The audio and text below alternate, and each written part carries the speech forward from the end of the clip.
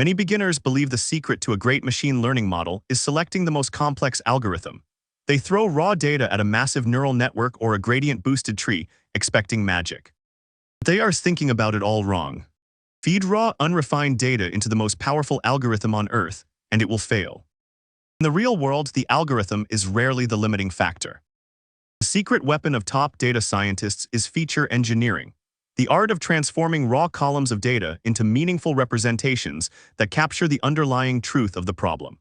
Today, we will use the classic Titanic dataset to show you why raw data is never enough, and how feature engineering can turn a failing model into a highly accurate predictor. Before we write a single line of code, let's understand why this matters. Raw data is full of noise, missing values, and scale discrepancies. In this video, we will walk through normalization, categorical encoding, feature creation, and feature selection using Python and scikit-learn. By the end, you will understand how to prepare numerical data, how to convert text labels without losing meaning, and how to create brand new features out of thin air. Numerical features often live in completely different ranges, and failing to scale them will quietly break your machine learning models. In the Titanic dataset, passenger age ranges from 0 to 80, but the ticket fare ranges from 0 to over 512.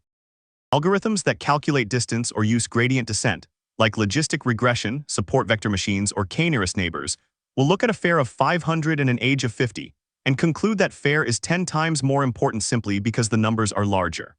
We solve this with feature scaling. We have two main scaling methods, min-max normalization and standardization. Min-max normalization scales values to a fixed range, usually between 0 and 1. The formula is fare scaled equals the quantity fare minus fare min divided by the quantity fare max minus fare min, where fare scaled is the normalized value, fare is the original value, fare min is the minimum fare, and fare max is the maximum fare in that column. Standardization, or z-score scaling, centers the data around a mean of 0 with a standard deviation of 1. The formula is fare standardized equals the quantity fare minus mean divided by std-dev, where fare standardized is the standardized value, fare is the original value, mean is the average fare, and std-dev is the standard deviation. Min-max scaling is ideal when you need your features bounded in a strict range and have no heavy outliers. But if you have extreme outliers, like a 512 fare when most passengers paid 10, min-max scaling will compress the majority of your data into a tiny window near 0. Standardization handles outliers much better because it centers around the mean without capping the range, allowing outliers to stand out naturally. A common mistake is fitting your scalars on the entire dataset before splitting it into training and testing sets. This causes data leakage, where information from the test set bleeds into the training phase, leading to overly optimistic evaluation scores that fail on new data. Always fit your scalars only on the training set, and then transform the test set using those fitted parameters. Most machine learning algorithms cannot process text labels, so we must encode categorical variables into numbers without introducing false relationships. In our dataset, columns like sex contain values like male and female. We must convert these strings into numbers. There are two primary ways to do this: ordinal encoding and one-hot encoding. Ordinal encoding assigns a unique integer to each category, such as 0 for female and 1 for male. Think of ordinal encoding like a ranking system.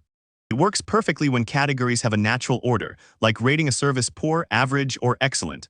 The numbers 0, 1, and 2 represent a progression. However, if we use ordinal encoding on categories without a natural order, like passenger ports Cherbourg, Queenstown, and Southampton, assigning 0, 1, and 2 forces the model to assume Southampton is somehow greater than Cherbourg, which is incorrect. To solve this, we use one-hot encoding, which creates a binary column for each unique category.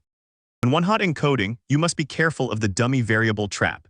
Since the columns are perfectly correlated, meaning if Cherbourg and Queenstown are 0, Southampton must be 1, keeping all of them causes multicollinearity and destabilizes linear models. To avoid this, we always drop the first category, reducing the number of columns by 1.